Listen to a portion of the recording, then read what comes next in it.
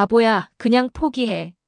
교실 구석에 웅크린 소녀의 귓가에 꽂히는 속삭임. 특수학급 문이 닫히는 순간 그녀의 꿈도 함께 닫혔습니다.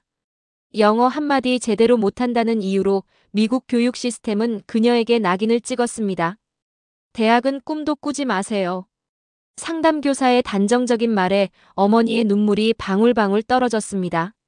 하지만 8년 후 전설 같은 반전이 일어납니다.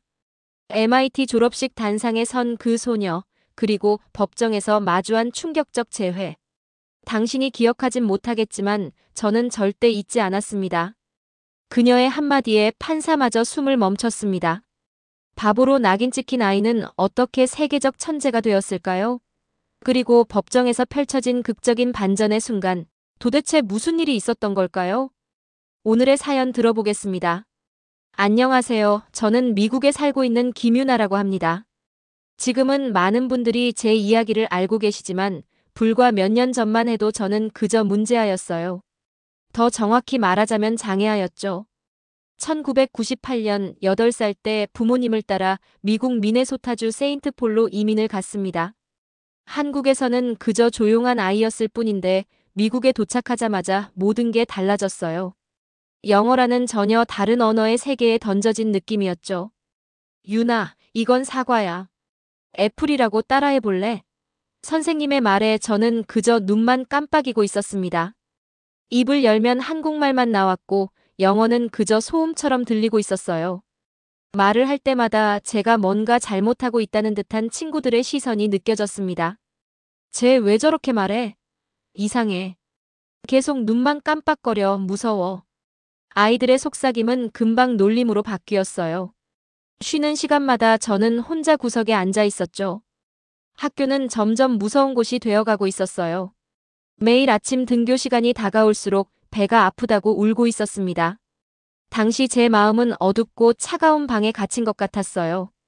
한 달 후 학교 상담 교사가 저를 따로 불러 여러 테스트를 했습니다. 그리고 며칠 후 부모님은 학교로 호출됐죠. 김유나 학생은 사회성 결핍과 ADHD 증상이 보입니다. 게다가 언어 발달 지연도 심각한 수준이에요. 상담 교사의 사무실은 갑자기 답답해지고 있었어요. 저는 의자에 앉아 다리를 계속 흔들고 있었고 엄마는 제 손을 꼭 잡고 있었습니다. 특수학급으로 배치를 권고드립니다. 유나의 경우 일반 학급에서는 따라가기 어려울 겁니다. 상담 교사의 말에 엄마의 손에 힘이 들어가고 있었어요. 그때 담임 선생님이 덧붙였습니다. 솔직히 말씀드리자면 이 아이는 고등학교 졸업도 어려울 겁니다. 대학은 글쎄요, 무리라고 봐야죠. 그 말을 들은 순간 엄마의 눈에서 눈물이 흘러내리고 있었습니다. 저는 그 모든 말을 이해할 수 없었지만 뭔가 끔찍한 일이 일어났다는 건 알 수 있었어요. 그날 밤 엄마는 아빠와 한국말로 오랫동안 이야기하고 있었습니다. 저는 이불 속에서 엄마의 흐느끼는 소리를 듣고 있었어요. 우리 유나가 바보가 아니에요. 단지 언어가 다를 뿐이에요. 아빠는 조용히 엄마를 달래고 있었지만 그의 목소리에도 떨림이 있었습니다. 그날 밤 저는 처음으로 제가 다르다는 것을 느꼈어요. 하지만 그게 무엇을 의미하는지는 알 수 없었습니다. 다음 날 저는 특수학급으로 옮겨졌어요. 교실은 일반 교실보다 작고 아이들도 적었습니다. 선생님은 친절했지만 마치 아기 대하듯 말하고 있었어요. 제게 너무 쉬운 퍼즐을 주고는 잘했어라고 말했죠. 그때 제 마음에 처음으로 분노가 일었습니다. 제가 뭔가를 잘 못한다는 건 알았지만 이건 너무했어요. 학교가 끝나고 집에 돌아오면 엄마는 매일같이 저와 책을 읽고 있었습니다. 하지만 영어책이 아닌 한글 동화책이었어요. 그리고 엄마는 저에게 이렇게 말했습니다. 유나야, 너는 결코 바보가 아니야. 단지 다른 방식으로 세상을 보는 거야. 그리고 그건 아주 특별한 일이란다. 당시에는 엄마의 말을 온전히 이해하지 못했습니다. 하지만 지금 생각해보면 그때 엄마의 믿음이 없었다면 저는 정말 장애아가 되었을지도 모르겠네요. 학교에서는 여전히 문제아였지만 집에서만큼은 저는 그저 유나였습니다. 그리고 그 작은 믿음이 제 인생을 완전히 바꿔놓게 될 줄은 그때 저는 전혀 몰랐죠. 특수학급으로 옮겨진 후 제 일상은 완전히 달라졌습니다. 다른 교실, 다른 수업, 다른 시간표였죠. 일반 학급 친구들은 쟤는 바보 교실에 있는 애라고 수군거리고 있었어요. 처음엔 가슴이 아팠지만 곧 무감각해졌습니다. 학교에서는 여전히 영어가 큰 장벽이었어요. 하지만 집에 돌아오면 상황이 달랐죠. 엄마는 매일 저녁 한글 동화책을 읽어주고 계셨습니다. 옛날 옛적에 작은 마을에 한 소녀가 살았어요. 엄마의 목소리로 들려오는 이야기 속에서 저는 자유로웠어요.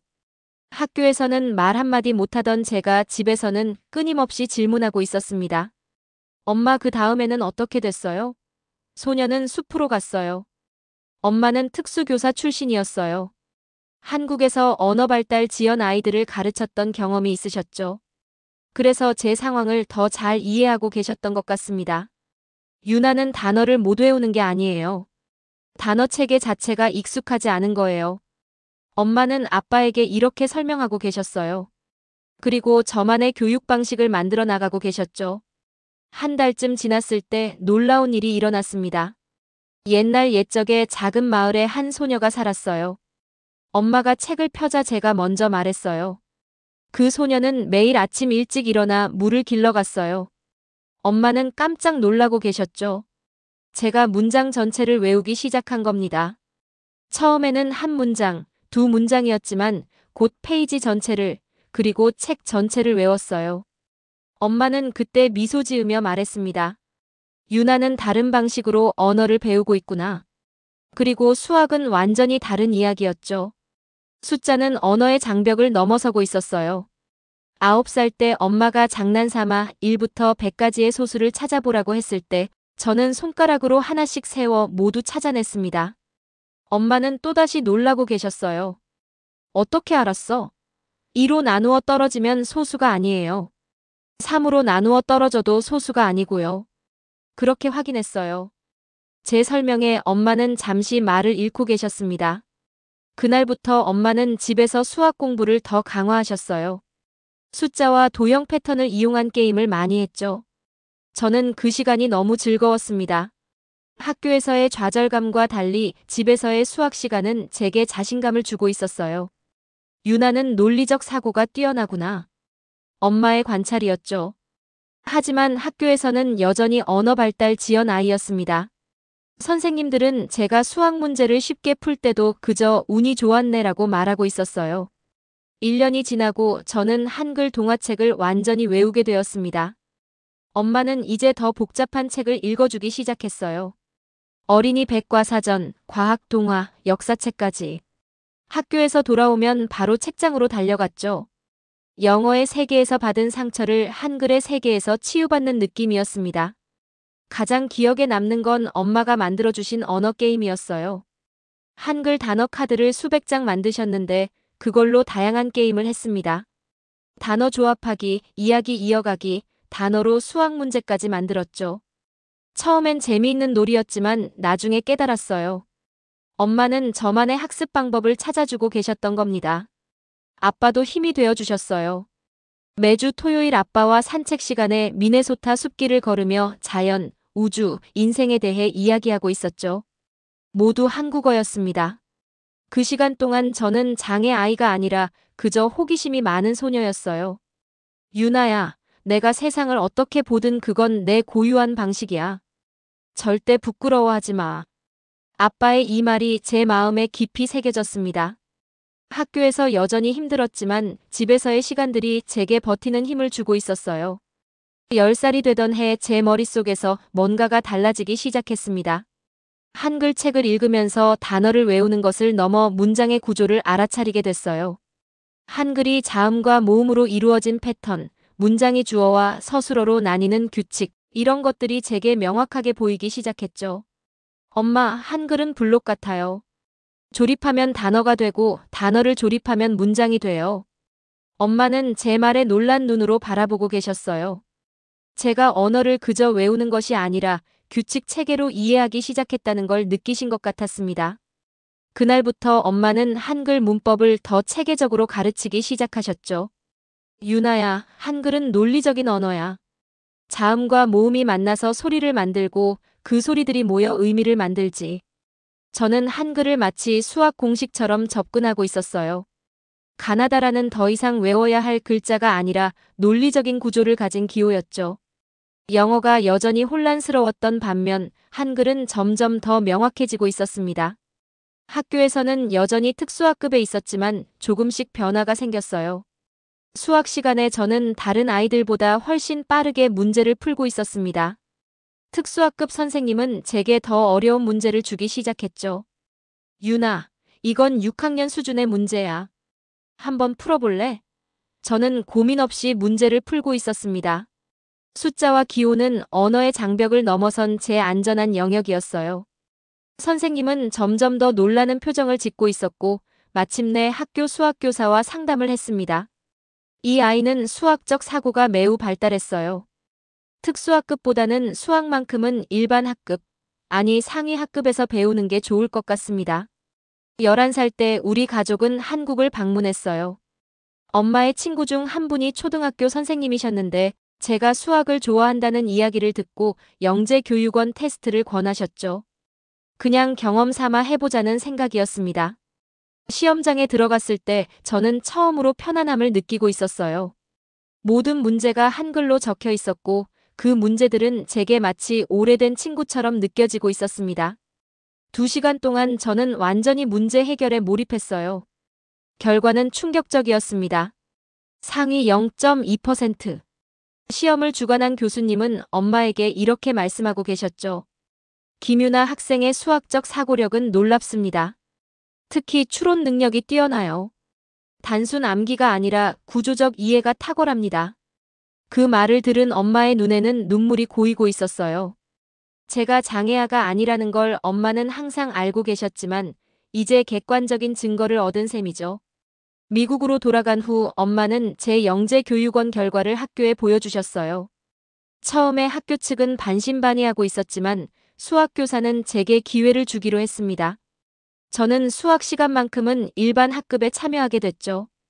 계산 능력만 빠른 줄 알았는데 논리와 추론까지 완벽하네요. 수학교사의 말에 다른 선생님들도 점점 제게 다른 시선을 보내기 시작하고 있었어요. 영어로 의사소통은 여전히 어려웠지만 숫자와 기호로는 완벽하게 소통할 수 있었으니까요. 그때 저는 처음으로 깨달았습니다. 제가 지적 장애가 있는 게 아니라 단지 언어의 좌표계가 다를 뿐이라는 거. 한국어의 논리적 구조가 제 사고 방식을 형성했고 그것이 수학적 추론으로 이어진 거였죠. 아이는 바보가 아니라 언어의 좌표가 다를 뿐이었습니다. 나중에 제가 논문에 썼던 문장입니다. 그때 저는 이 깨달음이 얼마나 중요한지 몰랐어요. 하지만 이 순간이 제 인생의 전환점이 될 줄은 11살의 저는 전혀 예상하지 못했습니다. 그 뒤로 제 삶은 빠르게 변화하고 있었습니다. 영재교육원 테스트 결과를 바탕으로 학교는 저를 수학과 과학 과목에서 상위반으로 올려주었어요.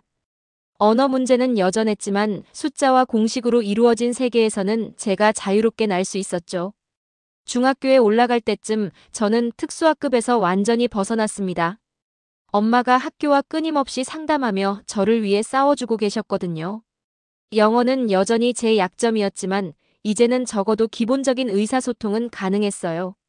그리고 수학과 과학에서는 학년 최고 성적을 유지하고 있었습니다. 14세 고등학교에 진학했을 때 저는 AP 과정을 모두 수강했어요. 다른 친구들이 한 과목, 두 과목 들을 때 저는 5과목을 들었죠. 모두 수학과 과학 관련이었습니다. 영어 작문은 여전히 어려웠지만 문제풀이와 논리적 추론에서는 누구보다 뛰어났어요. 유나, 너의 사고방식은 정말 독특해. 다른 학생들은 문제 앞에서 질문하지만 너는 답을 찾아가는 과정 자체를 즐기는 것 같아. 수학교사가 제게 해준 말입니다. 그때 처음으로 제 다름이 약점이 아니라 강점이 될 수 있다고 느끼고 있었어요. 한국어와 영어를 오가며 형성된 제 두뇌는 문제를 여러 각도에서 볼 수 있게 해주었죠. 16세에 저는 고등학교를 조기 졸업했습니다. SAT 수학에서 만점을 받았고 영어 부분에서도 예상보다 높은 점수를 얻었어요. 영어 논술도 꽤 우수했죠.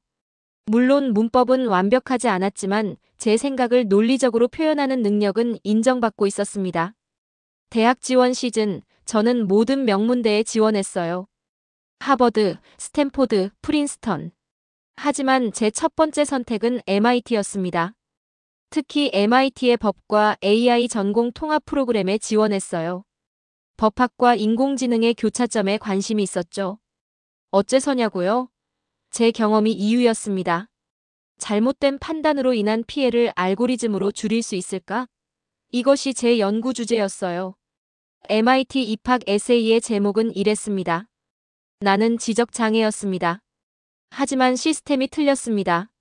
8살 때의 경험부터 시작해 한국어를 통한 학습, 그리고 제가 발견한 다른 사고방식의 가치까지 솔직하게 썼어요. 에세이의 마지막 문장은 이것이었죠. 제가 MIT에서 배우고 싶은 것은 단 하나입니다. 어떻게 하면 다름을 결함이 아닌 다양성으로 인식하는 시스템을 만들 수 있을까요? 결과는 기대 이상이었습니다. MIT뿐만 아니라 지원한 모든 대학에서 합격 통지를 받고 있었어요. 특히 MIT에서는 장학금까지 제안했죠. 나중에 알게 된 사실이지만 교수진 회의에서 제 서류가 상당한 논의를 불러일으켰다고 해요. 이 학생은 그 자체로 한 편의 논문입니다. 우리가 찾던 바로 그 다양성이죠. MIT 입학처장의 코멘트였습니다.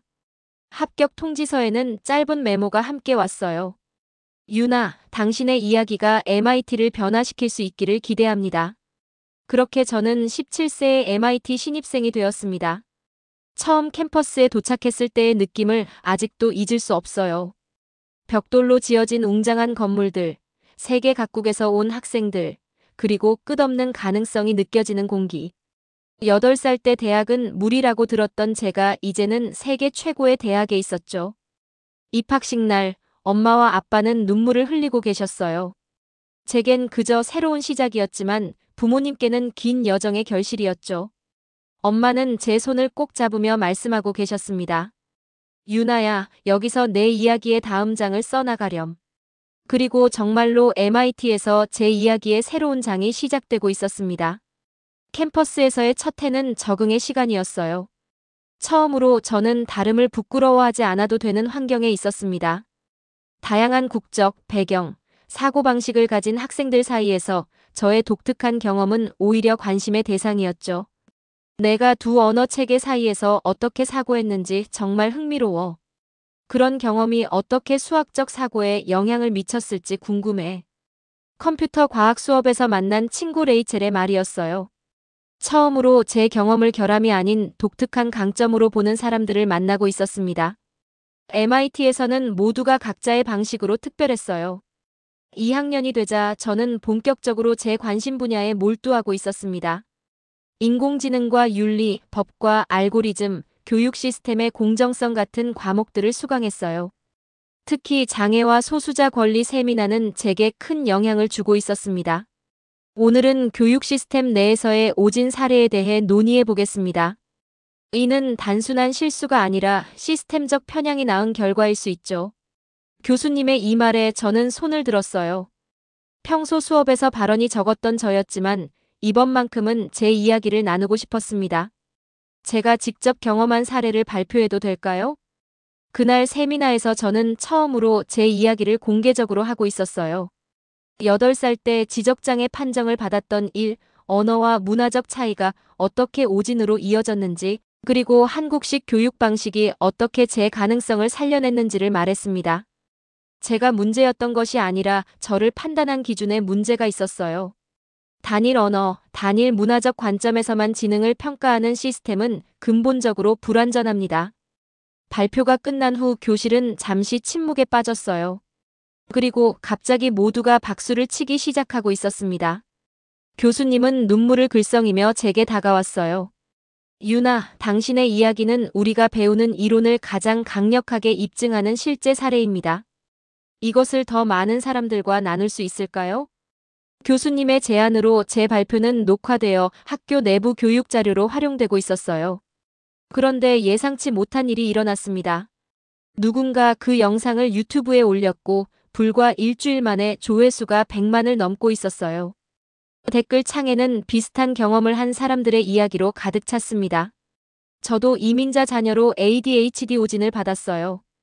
언어 장벽 때문에 지적장애로 분류되었던 제 동생 이야기와 너무 비슷해요. 교육 시스템이 변해야 한다는 증거입니다. 그 영상은 예상치 못한 파장을 일으키고 있었어요. 교육 블로그들이 제 사례를 인용하기 시작했고, 심지어 몇몇 교육정책 단체에서 연락이 오고 있었습니다. 가장 놀라운 것은 미네소타 교육청 전직 교사들로부터 받은 메일이었어요. 유나 씨의 이야기를 보고 깊이 반성했습니다. 저도 비슷한 판단 실수를 했을지 모른다는 생각에 밤잠을 이루지 못했어요. 그 메일을 읽으며 저는 깨닫고 있었습니다. 제 개인적인 경험이 더 큰 변화를 만들어낼 수 있다는 것을요. 그래서 결심했어요. 더 적극적으로 목소리를 내기로 했습니다. MIT 법학 교수님의 도움을 받아 저는 미네소타 교육청을 상대로 차별적 분류 시스템에 대한 교육 행정 소송을 제기했습니다. 목적은 개인적인 배상이 아니라 시스템 자체의 변화였어요. 이 소송은 저만을 위한 것이 아닙니다. 지금도 비슷한 상황에 처한 수많은 아이들을 위한 거예요. 다름이 결함으로 판단되지 않는 교육 환경을 만들고 싶습니다. CNN과의 인터뷰에서 한 말입니다. 이제 저는 더 이상 침묵하지 않기로 했어요. 제 경험이 변화의 씨앗이 될 수 있다면 기꺼이 그 씨앗을 심고 싶었습니다.